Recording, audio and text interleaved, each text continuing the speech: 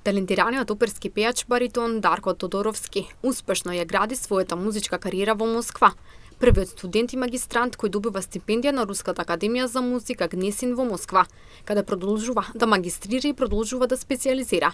Реализирани солистички концерти во Москва, Њујорк и учествува во дуо и трио концерти во Валенсија и други помали градови во Шпанија. Во Македонија е познат по неколку хуманитарни концерти низ градовите.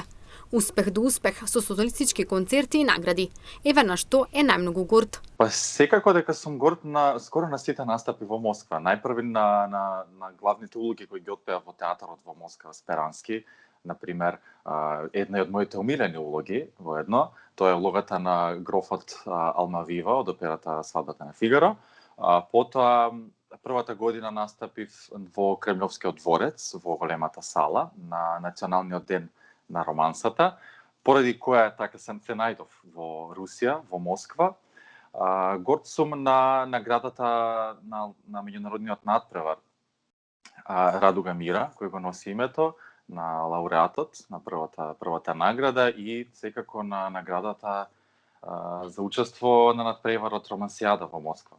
Со успешна кариера во Москва и неговото досегашно искуство за разликите помеѓу Москва и Македонија, вели дека би било неблагодарно да се зборува, бидејќи јас ја сакам својата татковина. Мила и драга ми е Русија, каде што живеев 5 години, изјавува Тодоровски.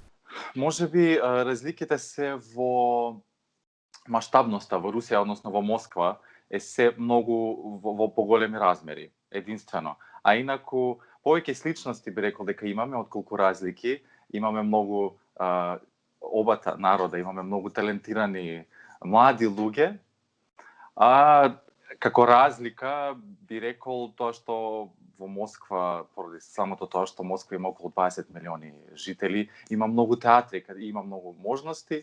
Во Македонија си имаме едната наша македонска опера и балет.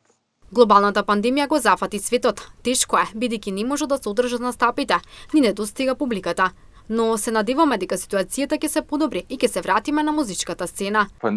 Конкретно за музиката фатално можам да кажам, затоа што јас не разговарајќи со моите колеги, 90% од пеачите се дома, 90% немаат настапи, затоа што нели сите јавни собири се скратени во овој период поради пандемијата и многу е тешко да се остане во форма, да се остане доследен, затоа што никогаш не знаеме кога ќе излеземе и кога секогаш треба да бидеме во форма за некој следен концерт или настап.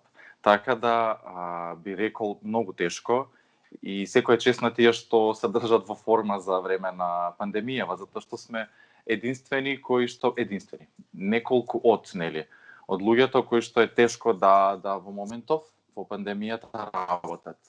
Секој ден работам на себе и на мојот репертоар и на мојата вокална техника.